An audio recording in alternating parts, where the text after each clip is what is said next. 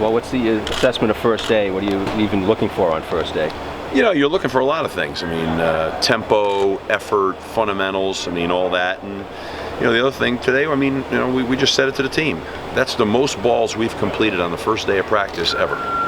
So, I mean, that's a good thing. I mean, there's a lot of good work that's gone in here to prepare us for that. So I was pleased to see us throw and catch the way we did on day one. Usually day one is really, you know, it's awkward, but it wasn't. I mean, and so I thought that was good to see. And I think it's a good positive step towards something that we really want to improve on.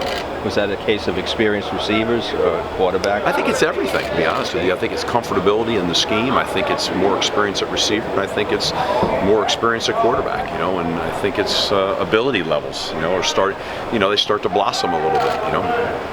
Anthony looked good in shotgun, play action.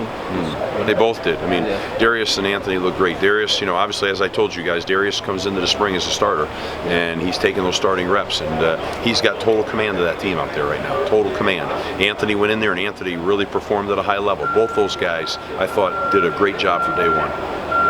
You'd mentioned on Monday that you were interested in getting into that, you know, offense you had in the first half of the quick lane bowl, and we saw a lot of that shotgun passes. But you talked about the conditioning and that. What do you have to do during spring practice to really work on? Well, that's what we were doing today. I mean, we were flying around, and everything was like boom, boom, boom, boom, boom, boom, boom, boom, boom. I mean, there's no wasted motion, no wasted time, and it's taxing. You know, you got to get used to. You got to get used to that, you know. I think no matter how much Frank Prino, who's one of the best strength coaches in the country, I mean, really, no matter how much he can prepare him, there's still that likeness of just really doing that activity is fatiguing. It's just like, you know, it's like I used to equate it to like when I played in high school football and basketball. I'd come off the football season, I think I was in pretty good shape. You go on the basketball court and you're about ready to bend over and die 10 minutes into it because it's just so different, you know, and your body just gets gassed. So we just gotta we've got to practice that way and be that way every day. With Baker not sitting out of practice, how do you kind of evaluate the offensive line as a unit? Well, you know, I mean,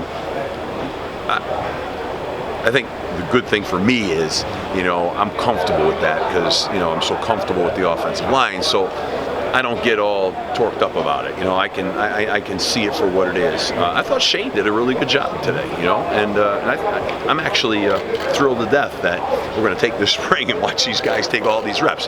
Whether there's a snap that goes over the head or it gets a little funky or who gets beat, I can see through that as long as I'm looking at guys getting better every day. And, you know, John feels terrific, and that makes me feel terrific, you know, so that I know that he's healthy and he feels good. And that's the beauty when you have a guy that's older. Now, if you get a younger guy missing this stuff, you get a little bit antsy about it, you know, but when it's an older guy, you're fine. It's, you know, we're gonna, you know, you got enough football in them. So let's watch these younger guys make their mistakes and do their deal, and it's kind of fun to watch. You know, you just hope up front in spring sometimes.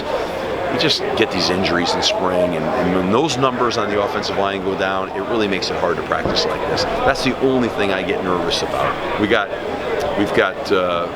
three linemen out, so you're already okay. Here we go. We're compromised, you know. So you just hope you can stay relatively healthy. That's all. Who are the other two besides Baker? You got Baker, Schmall, and Kolakowski.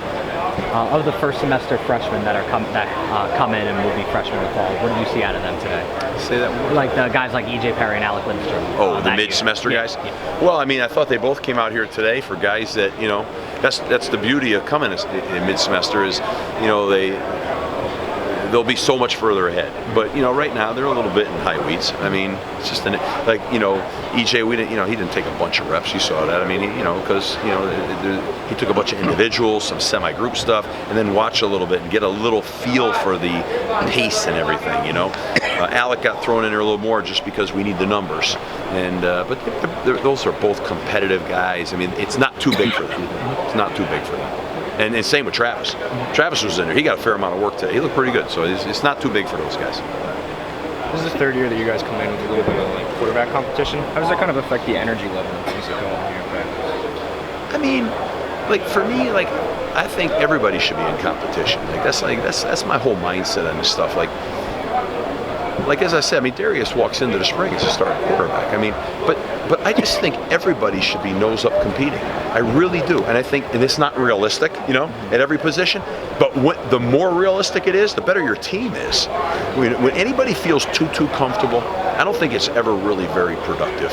I think you should always be pushed, and so, you know, the talent level there is very, very good and very tight. So that's going to foster that, you know. And there are some other positions where, you know, that talent level is pretty close and pretty tight. And I just love the way that makes your team compete better, especially when you got a bunch of good guys that got good, you know, good healthy relationships and stuff. It's just what it is, man. I got to go out there and compete, and I know we're going to watch that tape, and the tape's going to get evaluated, and you know, kind of is what it is. Same at receiver. I mean, you're either making plays or you're not. I mean, it's, you know, you're either dropping it or you're catching it. I mean, you can see it and you can chart it. So I love the competition. It's healthy. It's the way it's supposed to be, you know. And unfortunately, guys, it hasn't been that way around here as much, you know, because, you know, we just haven't had that kind of roster. And you know, that can hurt. You know, that can hurt you. It's like anything else. You know, you want to have a good balanced roster with great healthy competition, in a healthy way. People are fighting and battling each other every day, and it brings out the best in you. And that's when your team, I think, gets better in bigger strides. You know. Good. All right, guys. Thanks.